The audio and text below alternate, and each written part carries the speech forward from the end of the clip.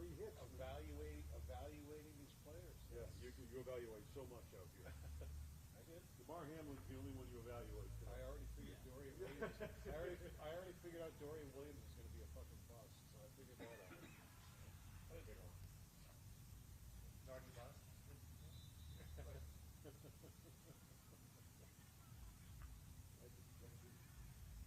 He's not going to be their starting middle linebacker. That I will guarantee. That's just from watching him play. I'll give Eichel credit, man. I have to be fair. That's exactly the type of thing that I thought he would turtle on. Get it like that. And he comes out and he has the biggest fist. Well, 2 minutes into the third. He's always been a tough kid. He doesn't get enough credit for that. I mean, he's played hurt. You know, I've never questioned that. You know, he's played hurt where maybe some other guys haven't. I thought He's he's played through whatever. Because that's exactly what I would do. If I were an opposing coach, I'd run him like Every time. and just see if you get him to. I give him credit. I mean, that was a hit, man. Clean. Yeah. You know. If you would have asked me before the playoffs who would disappear and who wouldn't, I would have had him reversed. I would have said Eichel would have disappeared and Reinhart wouldn't have. Right. Reinhart's the horseshit. He totally disappeared.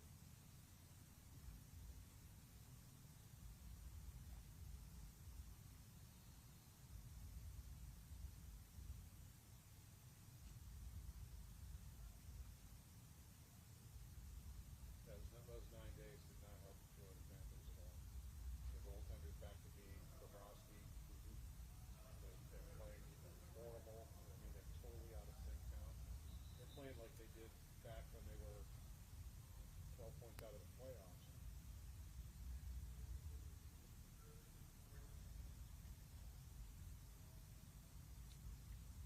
The kind of team that's got to stay playing to keep hot. Yeah, Yeah. but they can't have 9 days. I mean, if you give them a couple days, that's Right, fine. 2 or 3. And you just can't stay sharp. You can scrimmage, you can do whatever. You're just not going to stay sharp. You know, especially in the playoffs, like that, you need to keep playing. Like, Yeah. No, it really hurts them a lot. Hey, Kim. Huh? It's okay. Close enough. Just letting you know I'm up on B with the post-practice sound. Okay, we're expecting Oliver, Leonard Floyd, and Brandon Beane in no particular order. There's another player, too.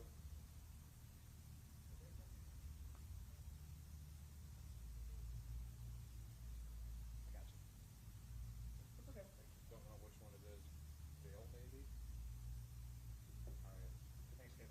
Too long. Bye.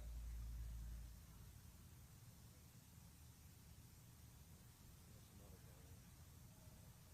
The people they're bringing out, it's a guy that won't be paying any attention to. He's probably doing that. Right. So, you know, the Sabres, I can just walk up and get out and ask the people.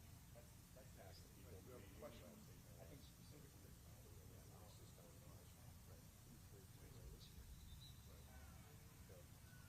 He's comfortable here walking up and saying, absolutely. Floyd's just like a one of the thing.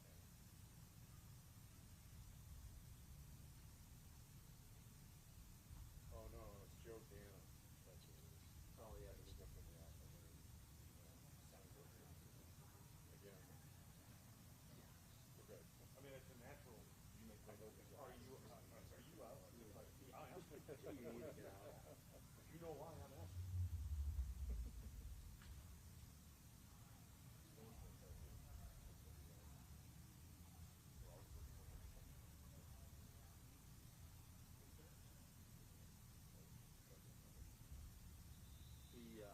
Mine and I went up to Banff last fall. Did you?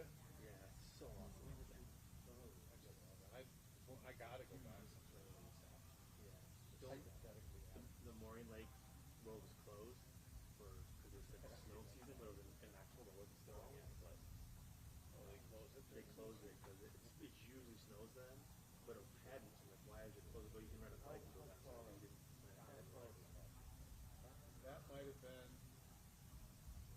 the best place I have ever been in my life. They got That's what you gave me. To go left, don't go right. We did eventually make it to Lake Louise. Yeah. The reason we went there is Lake Louise is so crowded. We went to the moraine first. We go, well, let's go down here, see what it is. And it was like hardly anybody there. It was just like, oh my God. Right. That's the nice you did. Just go left. Lake Louise was okay. And then we did make it. And then we went for The blue is better background than the background. You just sit there and that's where I'd get a cabin. If I could get a cabin right there. right in the right hand.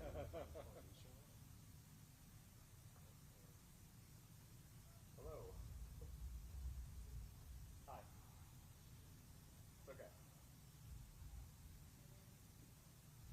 Okay, beautiful. Yep, they should be done here expected around maybe 11 more minutes or so. Yep, thanks. All right.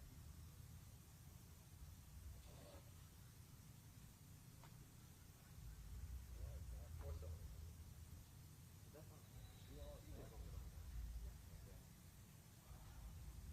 Drive time, man.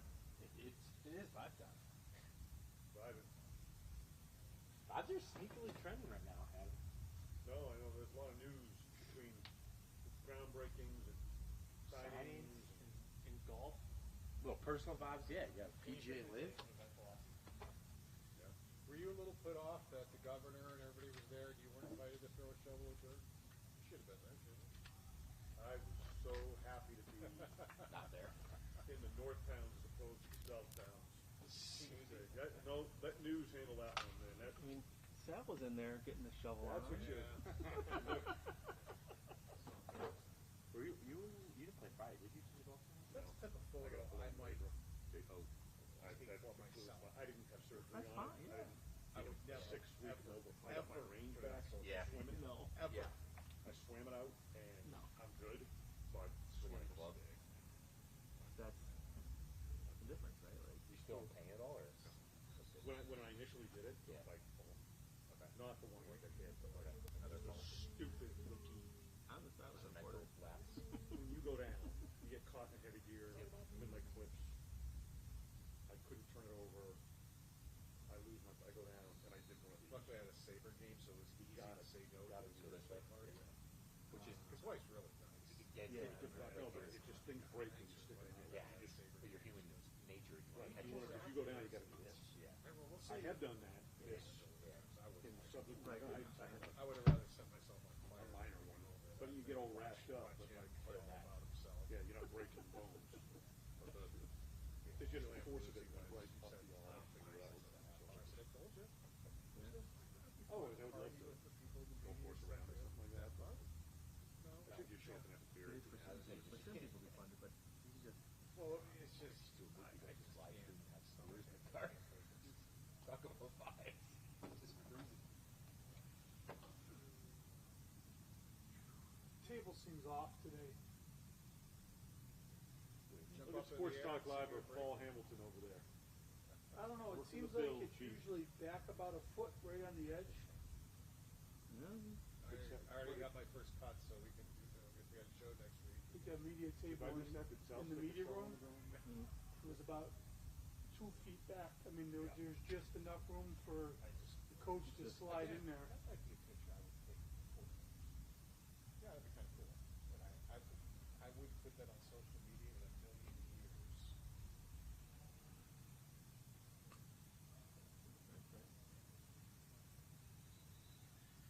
You learn over the years, action, let news handle that one. yes. They're all fired up about it. They've been, They've been itching. They've been itching. it's let them run. Or you could have double teamed it, if you were I mean, Matt Bovee did, so I'm just saying. Yeah, I certainly could have.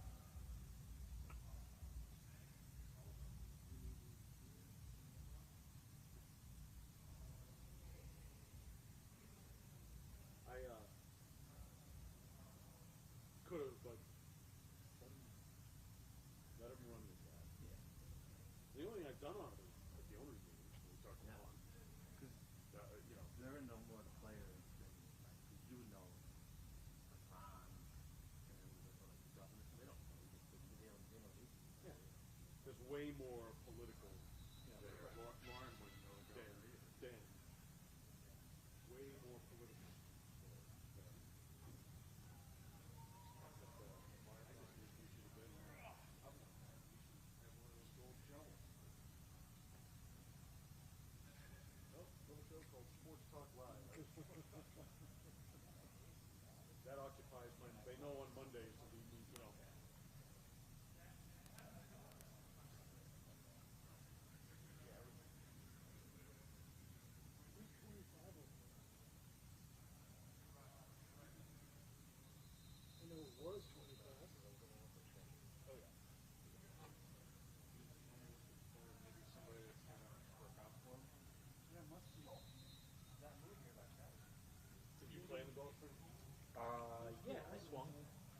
I was there. I mean, I was bad. When I was playing a lot Yeah. in the 90s and early 2000s, I could break 9. I'd be in the high 80s. That was the best I could ever be. But like, but as soon as I stopped, and I got to be, when I came here, I didn't have a membership, and I was, you progressively get pretty bad. Yeah. Not playing a lot. Especially here where you literally have half a month. In our schedule, like you got that means April's got to be warm, which is 50-50. Even like the first couple weeks of May this year. So you have end of May, June, July. Dude, I'm on the bike any spare time I get. Yeah. Like 3 hours a day on the weekends. You drop your road bike up or you have a Peloton at home? I have it's called a lawn kicker cleaner. Yeah. It's like my third bike. Like I actually ride that more than I do my second bike. Yeah, it's dropped out. It's in the basement. Yeah. It's one of those ones. It's what the Pelotons are great. Yeah. Anything that you go to and ride, it's great. I do it. Mine is it's more specific. Because I had a remote coach. Okay. And they'll design workout, and it like inverts. It goes up and down like on a hill. It'll change its angle and do all that stuff as you ride. So I do that with like an iPad on the stand. Yeah. And then I have two. One for Your wife right too? yeah, one endurance gravel combo, and one racing. But ice cream. For PR, man. My main bike is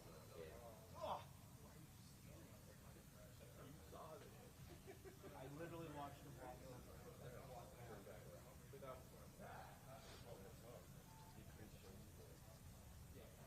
Oh, there she then.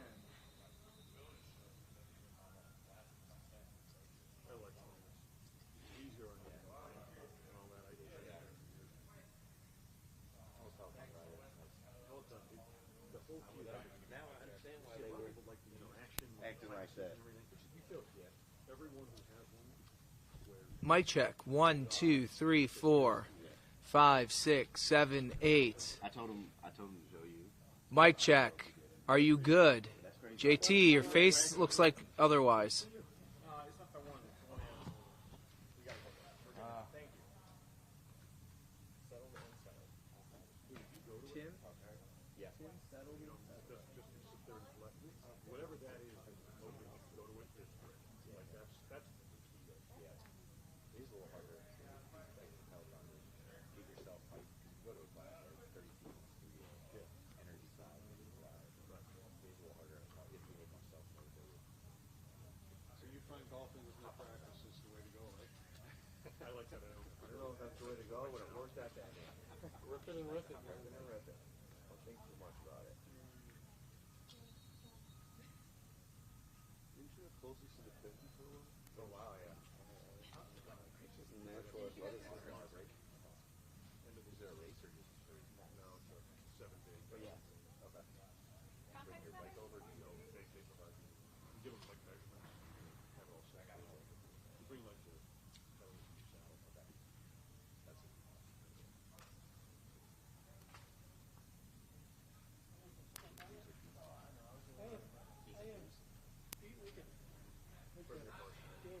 Good wine country.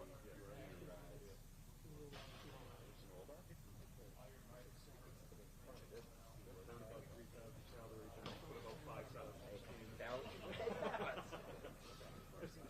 Yo, that's filthy, right?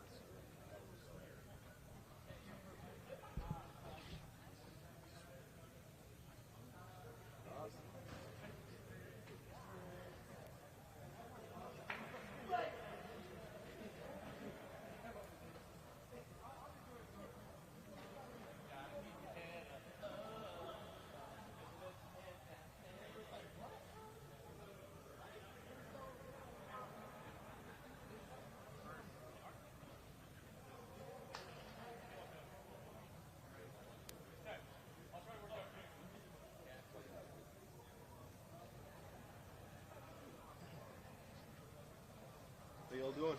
How are you? Nice to meet you. Good to meet you.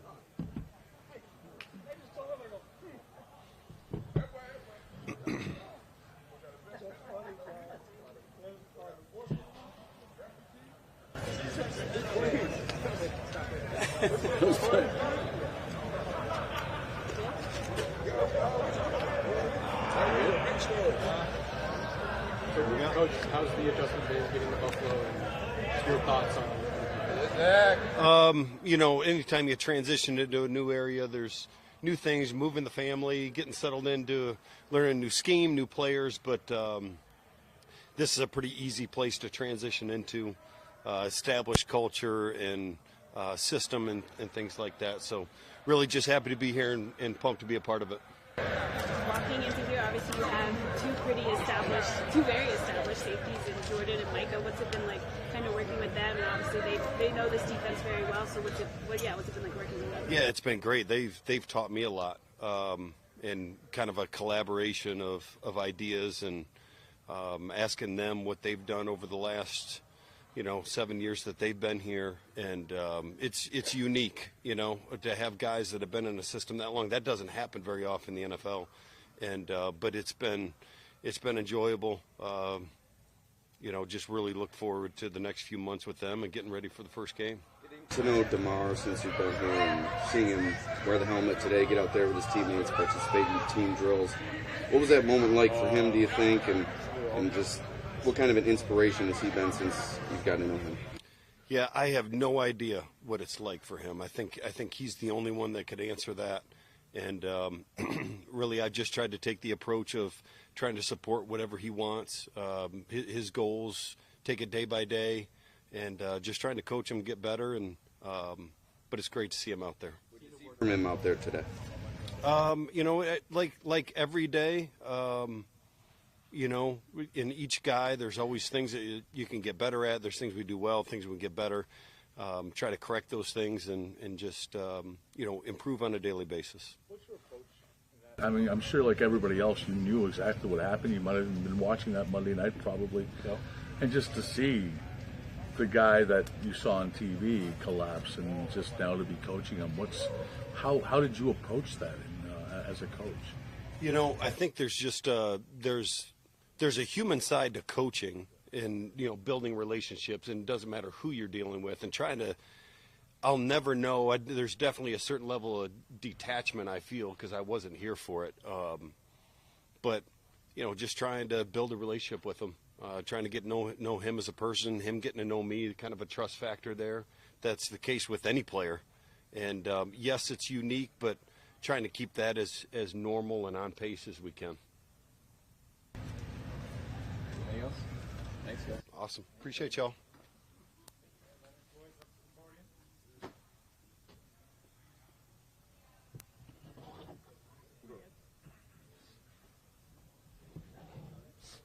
Welcome to Buffalo. Appreciate you.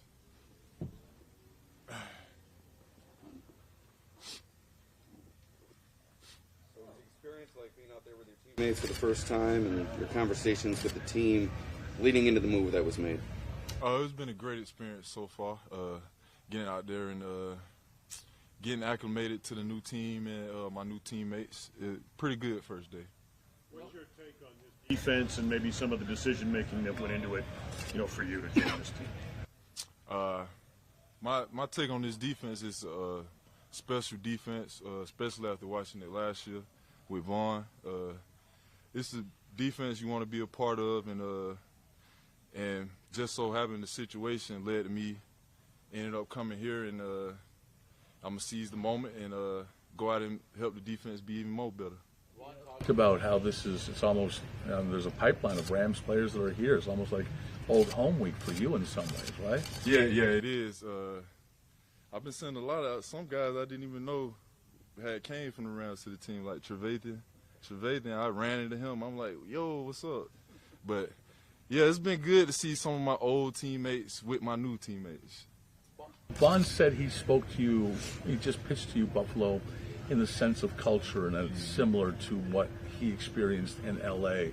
I know it's very early, but did you take that to heart, and is that something you're finding out here in your first day in some ways? Yeah, I definitely took it to heart because I called him right when I knew I had interest from the Bills to get the inside details on how the staff work, how the people treat the players, and how the team is. And Vaughn was a great guy in telling me that it's a great place, man. You gotta come. You know how Vaughn. And I made it happen. We made it happen. How special is it, to go from winning the Super Bowl with the Rams into, joining the team like the Bills, who's on that cusp of getting to the Super Bowl? It's very special, man. It's an opportunity, man. Got to seize the moment type of special. It's something you can't pass up. We got to make sure I capitalize on it. There's a report out there that you had other options and maybe even left some money out there to come here. Why? Why would you leave money on the table to come here to Buffalo to play for the Bills? Oh, it's simple. I want to win. I want to win the Super Bowl. And I'm examining teams and looking at their rosters, and the Bills the best, you know what I'm saying? And I just felt like if I come here, I can help the team get there and win a game. We know a little bit about your skill set, what you bring to the table. How do you see yourself fitting in? Pretty much continue with what I've been doing the last 3 years, just continuing to just getting better every year. That's my main thing. I like to try to get better every year. I plan on stacking on the years I had in Chicago with this first year here. What was it like kind of waiting out the free agent process? Like obviously like letting time kind of pass and waiting for the right opportunity. Like that doesn't sound easy to kind of like sit by and like watch other people sign. It actually was kind of fun for me because I didn't really have time off coming from Super Bowl, and you got to go play another season. It gave me some time off. I had started me a farm back home. Like I got my animals right. I got cows, sheep, goats, ponies. So I've really been on my country boy stuff. But now that I got my helmet back on, let's rock. Have a lot with his chicken farm. Yeah. Where is your farm? Oh, my farm is South Georgia. Okay. Yeah, South Georgia. Are you familiar with Ed Oliver's horses yet? Nah, we ain't talked about them, but I heard about them. You and Vaughn clicked. I know he was only there for a little while in LA. What made you two kind of click together? Just the want to win. You know what I'm saying? The belief we had in each other to get our job done. He know he got his side, and I know I got my side, and we gonna get to the quarterback and have fun. He said that with you here, he might be able to not have to rush back, from injury. I mean, what do you, see yourself as, when it comes to the start of the season? Shoot. Plan on being a big dog till the big dog come back. You know what I'm saying? Then we share it. That's basically what I plan on doing. During your conversation with Vaughn, what did he actually sell you on that convinced you to sign him? What did he sell me on? But he's a GM now. He's in GM mode. So what was that? What was the selling pitch on coming to Buffalo in Von Miller's race? Super Bowl ring. Like Vaughn was the person who helped me get mine. You know what I'm saying? And once he said that, I was like, yeah, Vaughn, that's what I want. So just got to come in, do the work, put in the work to get there. The Bills have obviously come short in the playoffs the last couple of years. What would it mean if you were to be part of the reason that they were able to push farther this year and potentially accomplish their goal? It'll be big for me, man. It'll show my hard work and my underdog mentality. It's just something I want to prove, you know what I'm saying, and I got to. What was the beginning of that underdog mentality? How'd that begin to form? Shoot, I'd probably say when I was in Chicago, I didn't really get to make the sacks like I wanted to. And then when I got to LA, I made sure I had a chip on my shoulder. You know what I'm saying? I made sure I worked on my game, worked on my craft, and got better so I could get those sacks. And I just been building off that. Have Were there any differences between the two teams besides your mentality that allowed you to flourish in LA? The difference between who? Chicago and LA. Yeah, big difference. The people. I feel like when you got great people in the building, they bring out the best in the players, you know what I'm saying?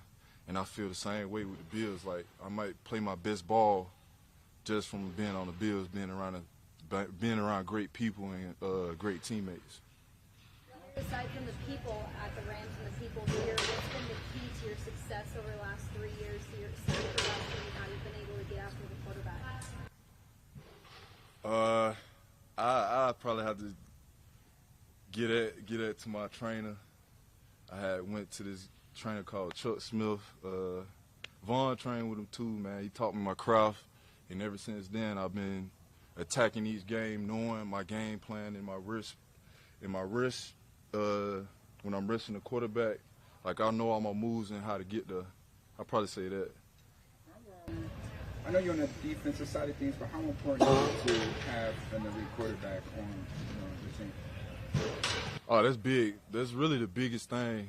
And I got one of the best quarterbacks in the league, top 2 quarterback in the league, a real juggernaut type of quarterback. Hated playing against him, so I'm happy he's my teammate now. Yeah. I was going to ask you, played against Josh. What's it like to defend against Josh Allen? Yeah, he's a beast, man. He's a berserker. You know what I'm saying? Like, he hard to stop when he get going. Yeah, he the real deal for sure. Thank you. Yeah. Blue cheese. Blue cheese, young man. Blue cheese.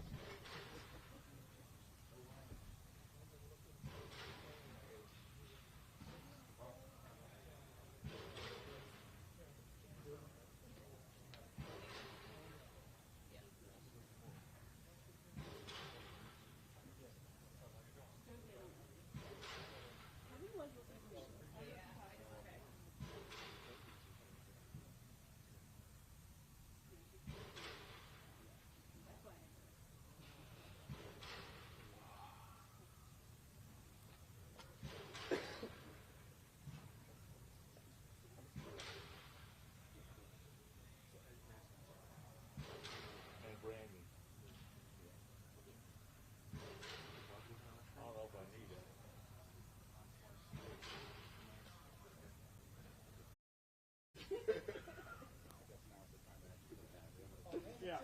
Oh, you $20. Oh. Yo. I think it's working. Who's going to win the Belmont? Huh? Who's going to win the race? I don't watch them kind of horses. 4 years go by fast, man. You get drafted, you're pounding on your chest, you're putting that hat on, and here it is now, your contract extension, man. How excited are you to be here 4 or 5 more years?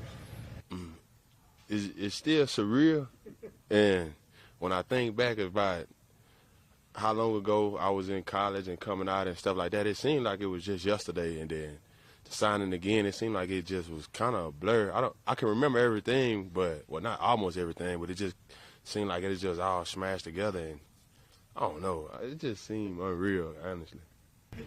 How important was it to get this done now, as opposed to maybe during training camp that talks drag on a little bit?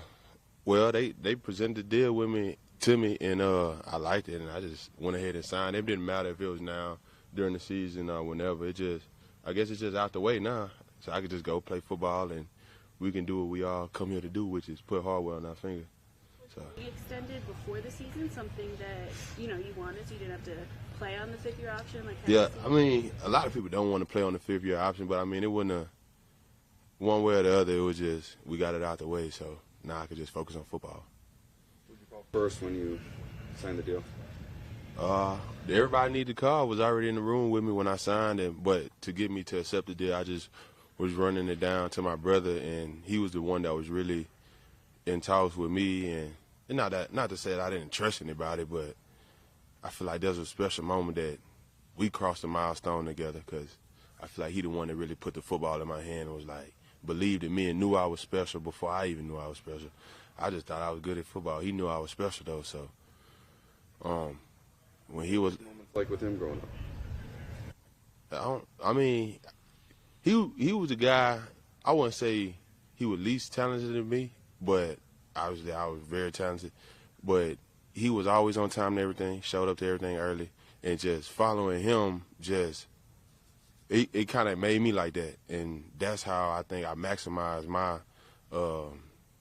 talents, just following him and just seeing how he carried himself, and that's still with me. I'm always early. I don't never miss nothing. I'm always here. Well, not now, but I wasn't here. I missed a couple of days this off season, but I'm always working, and I just got that from him.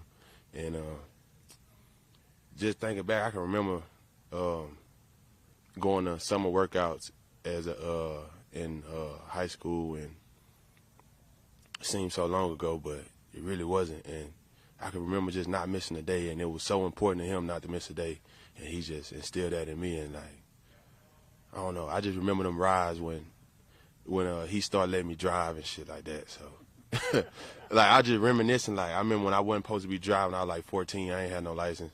I was 14, he's 16, and it'd be early, and sometimes he'd let me drive, like he'd just throw me the keys, and my mama didn't know, and he'd just let me drive. And man, just thinking about it now, like, seems so long ago, but I don't know, that was just, like, things like that is just, like, why it was so important for me to talk to him before signing and stuff like that.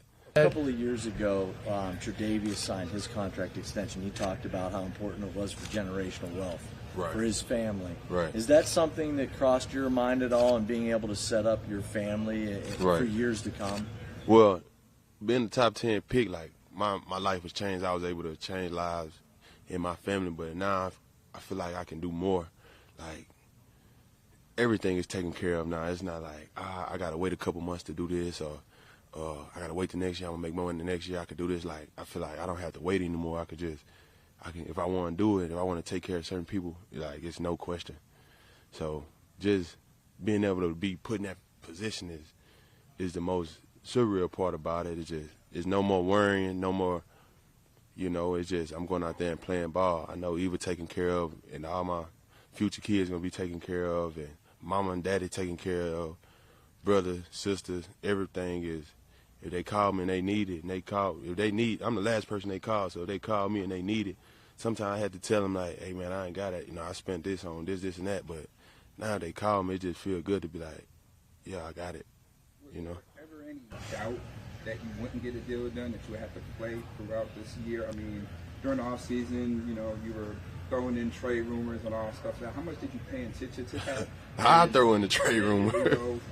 How much did you pay attention to that? And were there any doubt of you trying to get this deal done? No, I don't think so. I think it was always in the making. Me and Beane talked, and this was right around the time he said that we'll probably get something done. And I just trusted what he told me, and I just went about normal business. I worked out every day and just came up here and things like that, and we got the deal done. You talked about I did the trade rumors, and you kind of did. Was there a sense of anxiousness, I guess, or impatience in your end? What was that all about when you said? When I said what? I threw in the trade rumors. Yeah, no. How did I throw in the trade rumors? How could I make a trade room? I see. Oh, yeah, I was trying to see what y'all was getting at about the trade room. I don't see how I made a trade room. I never said anything. I was going anywhere or anything to that. I think what I said was I enjoyed my time, and I'm going to continue to enjoy my time. Understood you. I'm sorry. Yeah. Given how last season started, though, with you and the ankle injury, what did you get out of yourself? In having to persevere through a tough start to the season? Well, last year was compiled with injuries and me not feeling my best, but I think last year showed me that I can play football in the NFL no matter what's going on, whether bum ankle, whether it been the pec, the calf muscle, whatever it was. Sunday after Sunday, I just came back after the couple weeks I missed with the ankle. I just came back, and certain things were going on, and I didn't feel my best. Middle of the year, I had a baby in the middle of the year, and a whole bunch of different things were going on, and I stayed the course. And when everything got loud and hectic, and I didn't pay attention to nothing, I just stayed the course and played football, and last year was a hard year. A lot of different kind of variations went on, whether it be in the building, outside the building, like what happened down in Cincinnati and things like that. I just think, like, last year, mentally, when the season was over, I was literally exhausted just by the different things that everybody in the building had, not just me, but everybody in the building went through. So it just showed me that no matter literally what can happen, you'll be all right. You can persevere through whatever. Because, I mean, in however many years the league been around, I don't think anything ever happened like what happened. So it don't matter where's the injury or what happened. It don't matter. Like, I'll be all right. And that just proved it to myself that I can compartmentalize and go out there and play, whether it be banged up, hurting, mentally exhausted, whatever. I can go play, regardless. And through all that, we've seen you really be dominant at times. Right. How much upside do you think you still have to your game as you sign this extension now, in terms of consistency and everything else moving Right. forward? I think the main thing to being consistent is, for one, taking care of your body and making sure your body is consistent, because that goes hand in hand with your play. And I think as long as my body is consistent, I think I can be just as dominant as any D tackle in the league. Personality, just growth as a person from when you were drafted here to now. Have you reflected on that at all? And where do you feel you have grown the most? I remember being drafted and I was kind of quiet. And I'm not a quiet person, but I was kind of quiet because I didn't know. But now that I know what to expect, I know what's going on, like, I talk a little bit more like, yeah, ask anybody. Like, yeah, really don't be quiet, honestly. But now I just feel more comfortable. I feel comfortable here. I love it here. I wouldn't want to be nowhere else, especially when it comes down to the fan base and stepping in that arena on Sundays. I wouldn't want any other fan base, unless we're going to kick somebody's ass somewhere, but any other fan base besides ours. And when I say you get in that stadium and it's just rocking, and when you driving down Big Tree and the people kind of know your cars as you pass by, and hey, let's go ahead, whoop, whoop. While you driving in, it's like nothing I ever seen before. So that's why I really love this place. When we talked before the draft, your draft, you Right. said you'd love to come to Buffalo. Has it Right. been everything you expected, thinking about that back And then? so, I can't even put it into words, like how special this place is.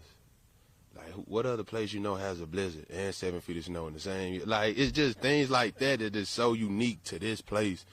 That's just, man, you just gotta love it, because it's, I don't know, it's so unpredictable that it's predictable, and it just whatever happened, I don't know, I just love this place.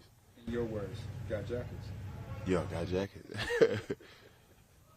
How instrumental are guys you played alongside with, Jordan Phillips, Harrison Phillips, those guys? How instrumental have those guys been throughout your career?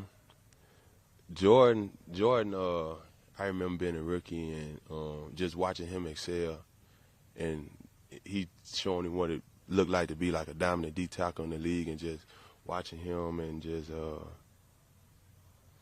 learning how to play the game. And Harry, how I think my first year he had got injured, he came back, and how he fought his way back and persevered, and he became a stud, and he went on to get paid elsewhere. And man, I don't know, it's just so crazy. What do you think Leonard Floyd brings to the defense? Today was my first day of practice, but I think he had 9 last year. So if he could bring 9, that'd be great. I mean, I think Brandon Beane is just doing an amazing job at building his D-line and putting guys in position. And man, we got a stout D-line. I mean, like, everybody in the room can rush. Just the veteran presence. Even though I'm starting to get a little older, so I'm one of the older guys now. But you got Shaq, you got Vaughn, you got Flo, you got just so many guys that really just knowledgeable about the game. So it's getting crazy in that room right now. As a high draft pick, you come in with a lot of high expectations, pressure, things like that.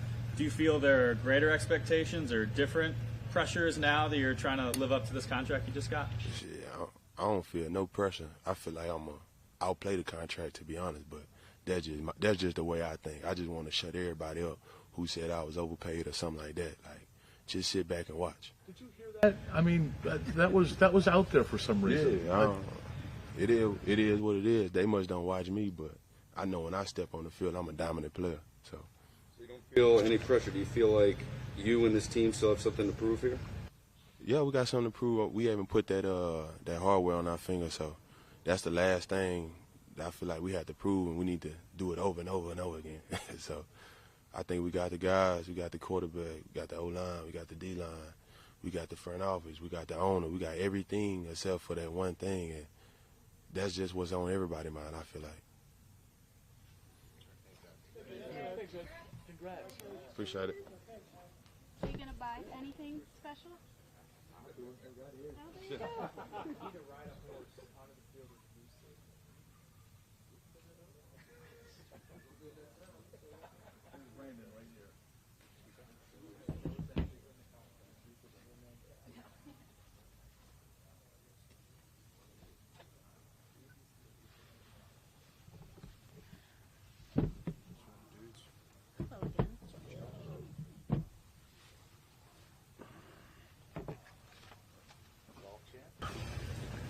Champ. Speech.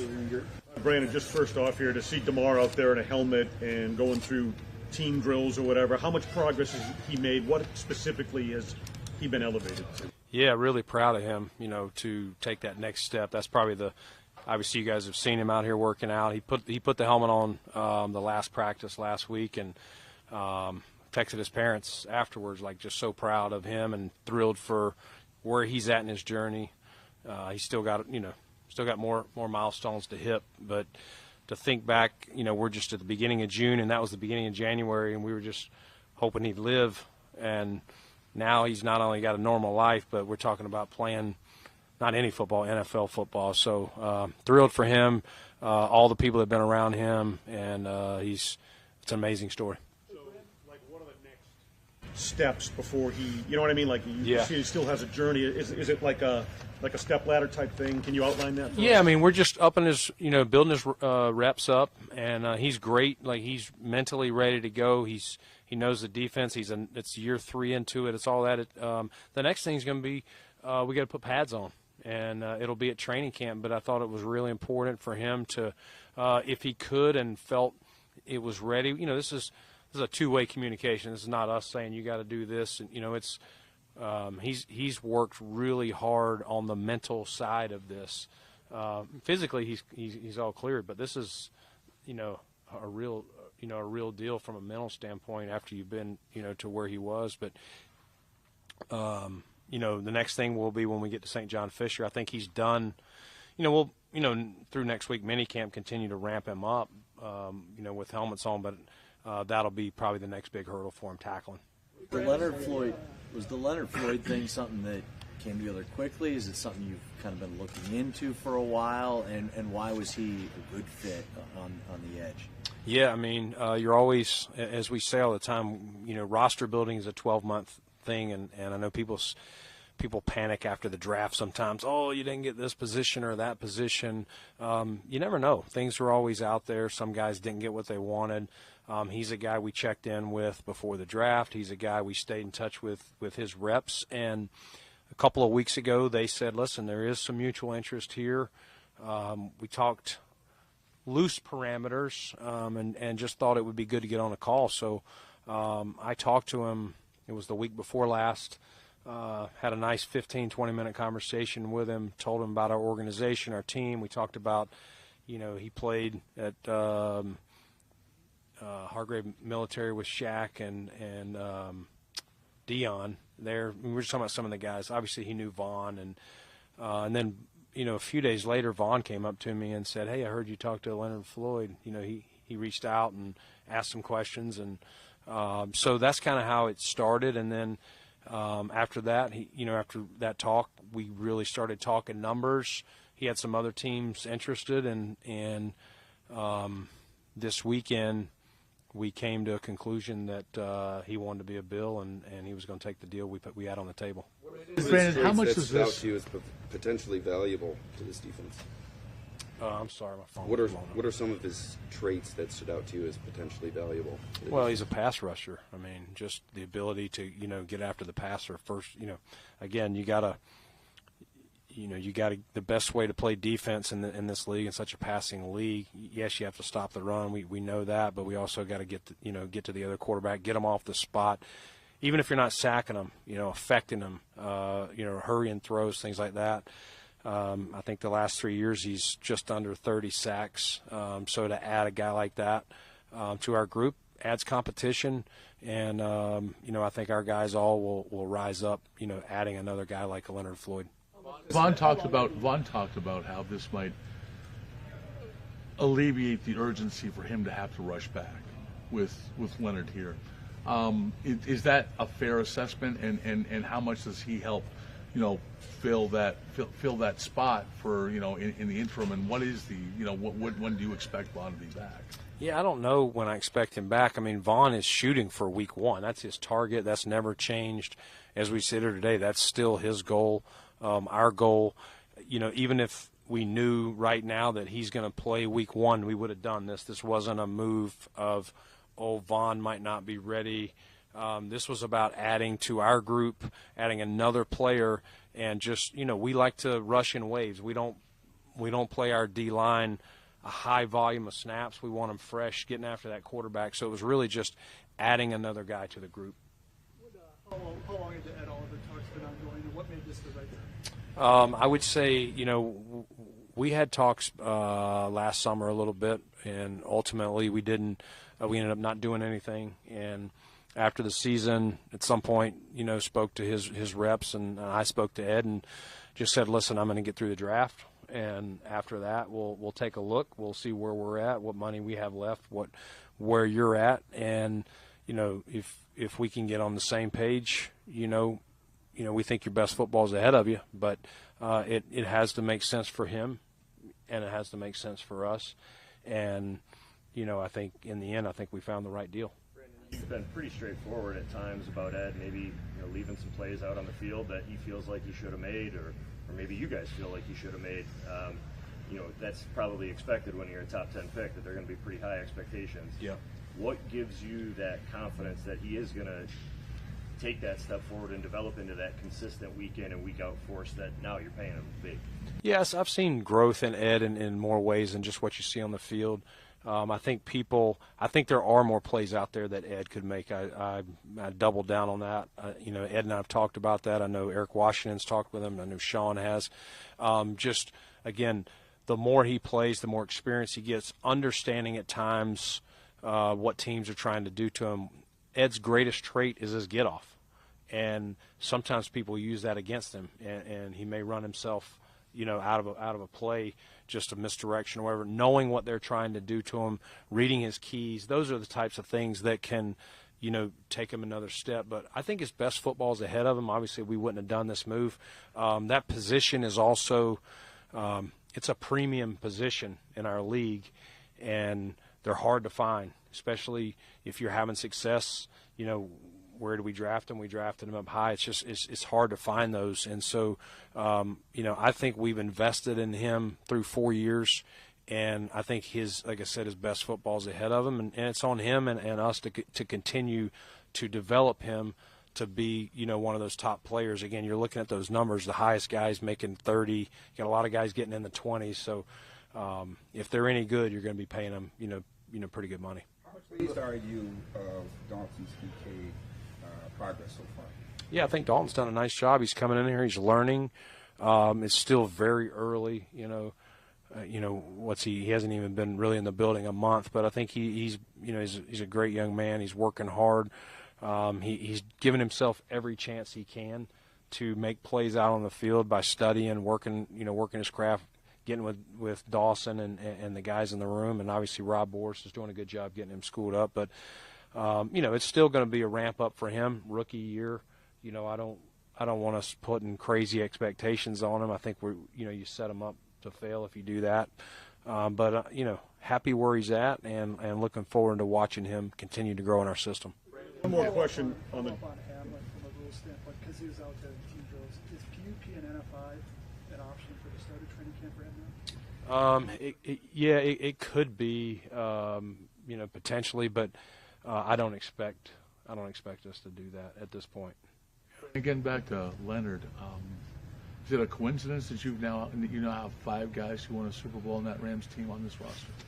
Yeah, I think it's, listen, it is one of the things you look for is when adding people who have done it and who know, you can always talk about, I can tell you some of the great traits that, I've been a part of, teams that made Super Bowls or championship games, and there are some commonality, some common themes. So anytime you can add someone, whether it's a coach, a player, even more, that can talk through what's been there and tell the guys what that team had that kind of set them apart and got them over the top, especially, once you get into the playoffs where, everything takes, ramps up another level. So, yes, it's not that we were just choosing that team, but they are, they won it a couple years ago. And so that's a quality that, we wouldn't be afraid to, add. Just as a follow-up, because Vaughn talked about this a lot last year. Imagining leaving L.A. for Buffalo. No offense to Buffalo, but L.A. is L.A. and just to have that kind of thing happen was somewhat unheard of. Before the Bills became winners. Yeah, I think it's a reflection of what we've been able to do. Obviously, we haven't achieved what we're looking to, that ultimate goal, but I think we've shown progress. We've shown that we're going to be competitive. People like to play with Josh Allen. I think that helps, and I think people see that we've been close, and they're going to look at themselves as maybe I'm one of those players that can help differentiate it in some of the biggest moments, and I think that's how Leonard saw it. You said you had a lot of conversations, with Ed leading up to this, starting last summer. He just said that he's really focused on proving people wrong that have talked negatively about this contract. Do you get that sense that even after he gets paid like this, that you're going to get the best version of that? Yeah, Ed's wired that way. He's he naturally has a chip, and I think he is aware that some people question whether he earned that or whether he was worth that. We don't. Like I said, we think his best football is ahead of him. Just because you left plays out there that maybe would have got you to, instead of 5 sacks, 7 sacks, or 4 sacks to 6 sacks, something like that, doesn't mean you're down on them. It just means there's more meat on the bone. And like I said, Ed naturally is wired that way. He wants to, he wants to prove it, and he still looks at himself as a young guy, and he wants to get back to the table and see if he can get, paid even more.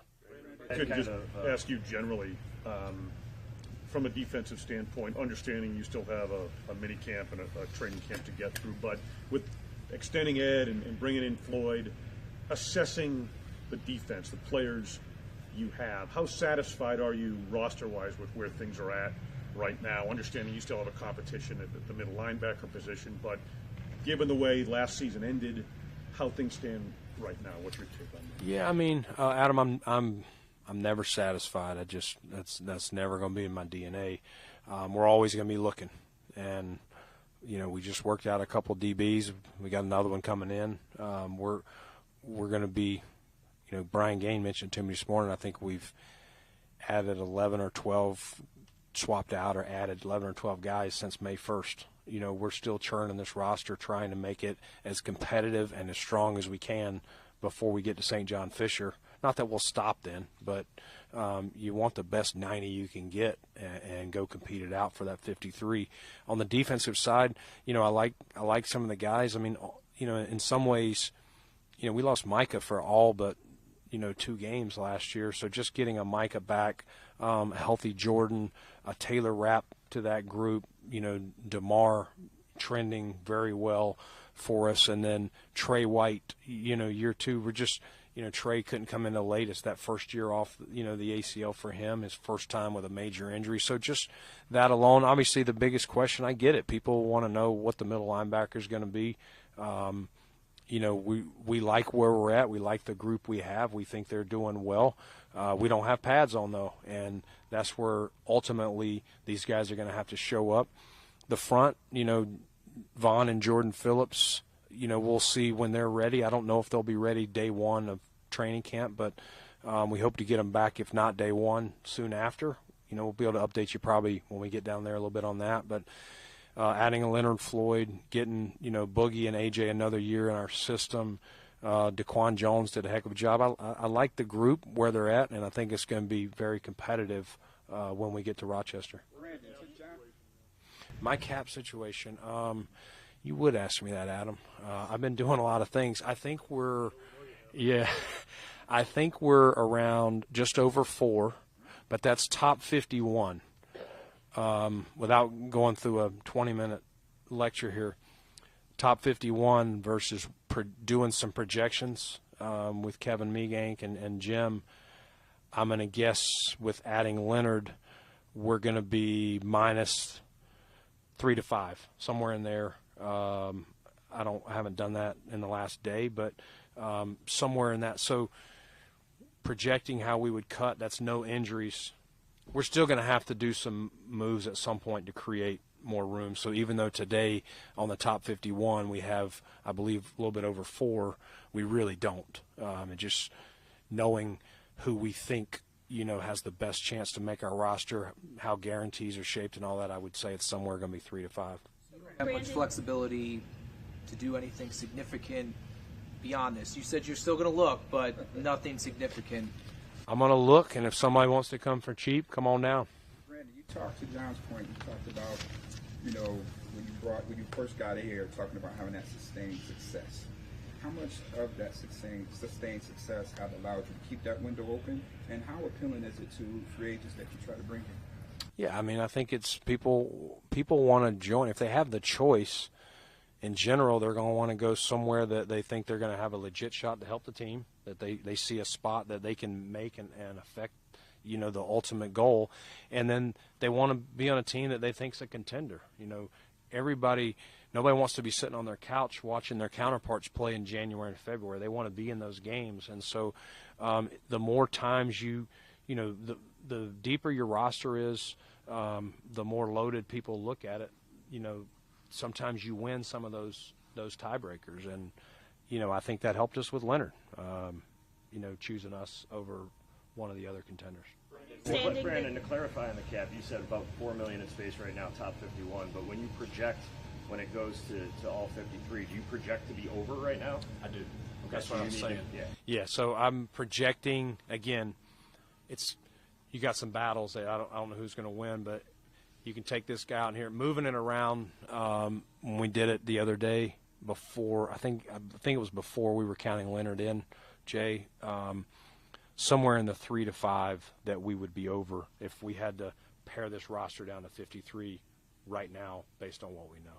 And that doesn't count, if a guy goes down and he's out for the season in training camp before we choose that, you got to add that on top. So that's not losing anybody on a season-ending injury. It is, giving us a little bit of buffers.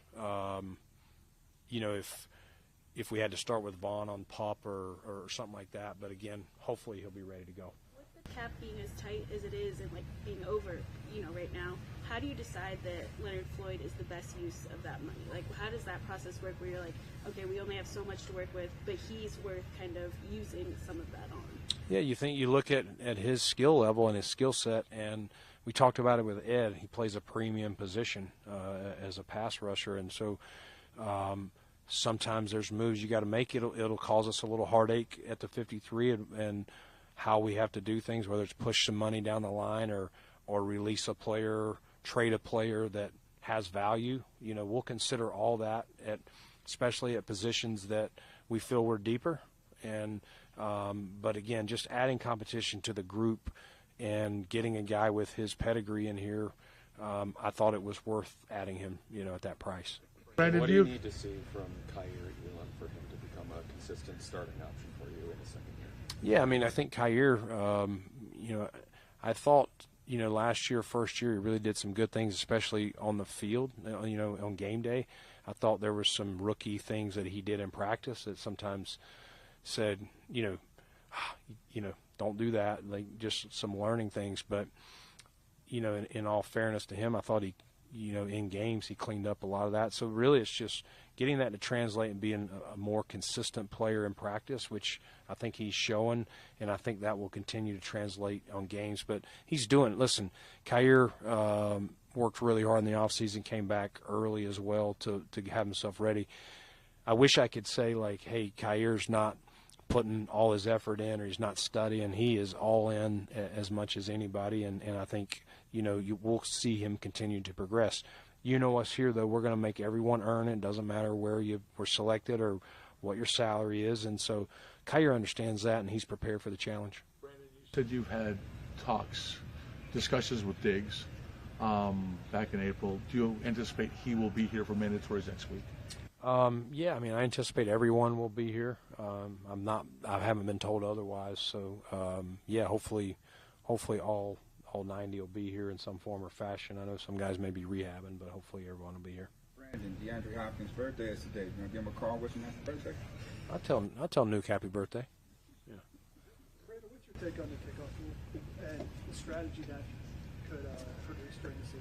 Yeah, Ryan, I'm not really a fan of it. I was hoping that it wouldn't pass and that we would take some more time to look at it. I understand they're trying to get the the safety, and there's some, depends on who you ask, what, were certain things preventable, by changing the play or not. I am excited, not excited, I'm at least appreciate that they only did it for 1 year, and hopefully, I know the special teams coaches and even players were involved in trying to, save this thing.